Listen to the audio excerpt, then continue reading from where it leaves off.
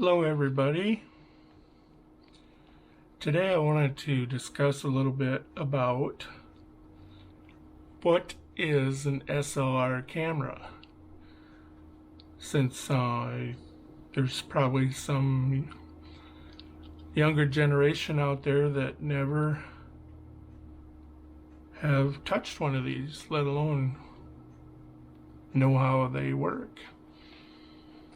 So SLR stands for single lens reflex. There's a lens, little mirror here, that reflects the image up through a prism inside the camera that allows you to focus. And when it's in focus, you press the button in the little mirror, flips up, and exposes the image,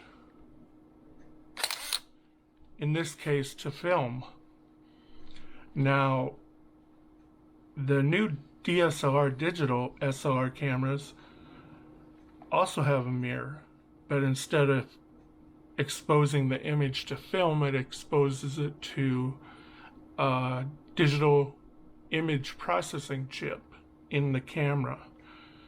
But the concept of this single lens reflex is the same. We'll take a look at the back here. This is a 35 millimeter autofocus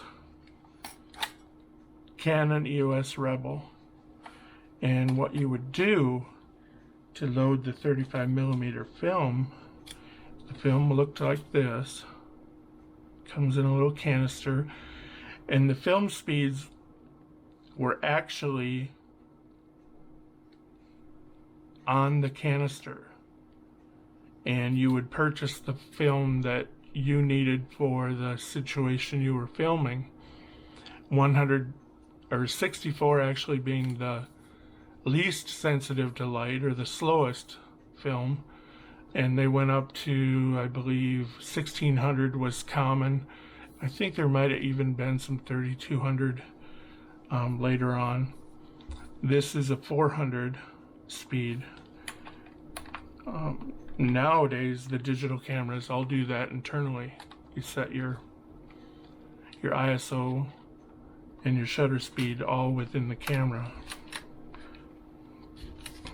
And what you would do is feed the film across, line it up with the little cogs in the wheel,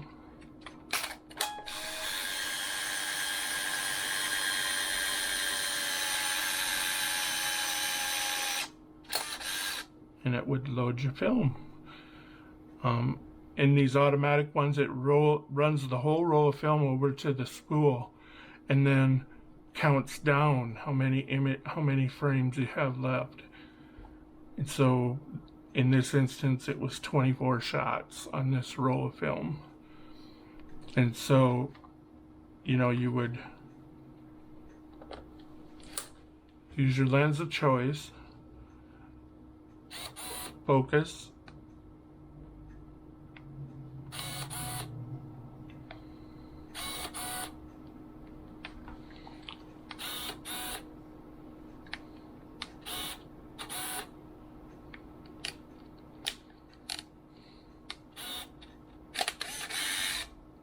it would take the picture and roll your film ahead to the next frame, and showing you now have 23 shots left. They were a pretty simple camera compared to the new ones anyways. The new digital ones are gotten so complicated. But you can see you had settings on here to show your ISO. You had a self-timer, the manual mode. You could set your shutter speed. Now the cameras do it automatically, but you can override those settings in most of those, at least the higher end ones. You can override the ISO and the shutter speed. But you can see how you can control your shutter speed And now the lens, other thing I wanted to talk about it on these lenses,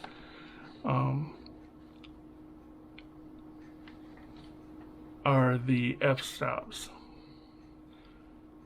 Now, most of these lenses of that day were anywhere from 3.5 or maybe even 2.5 up to 5.6. The lower the number, the wider the aperture. So it lets in more light. It gives you a shallower field of view. The higher the number, 5.6, gives you less light. You're more likely to use that outdoors, and gives you a deeper depth of field, meaning the things in the background are more in focus. Now, usually, as a rule of thumb, the higher or the more expensive the lens, the lower the capability of the f-stop. So they go down to like 1.7 or, but those lenses are very expensive. This was pretty common of the day. This is 4 to 5.6. And, you know, they varied between lenses. This is 35 to 80 millimeters. And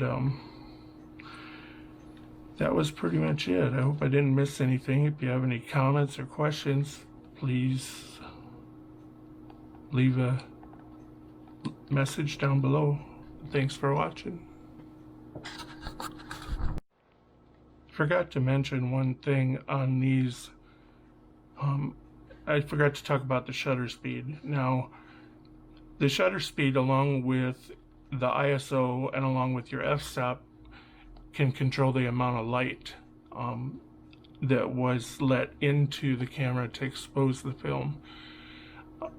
Usually with indoor settings on these cameras, you didn't want to go below a f-stop of 60 if you're holding it in your hand.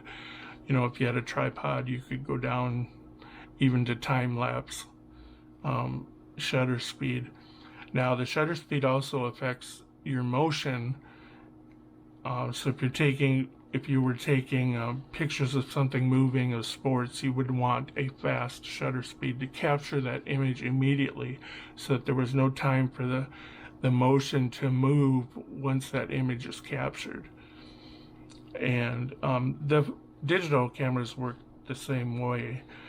And so, for instance, if you were indoors, you would need a lower f-stop, you know, 3.5 or lower, so that you could take advantage of the low light situation. And then a shutter speed of 60 is pretty common if you were freehanding the camera. And I just wanted to touch on that real quick. Again, if you have any questions or comments, please leave them below.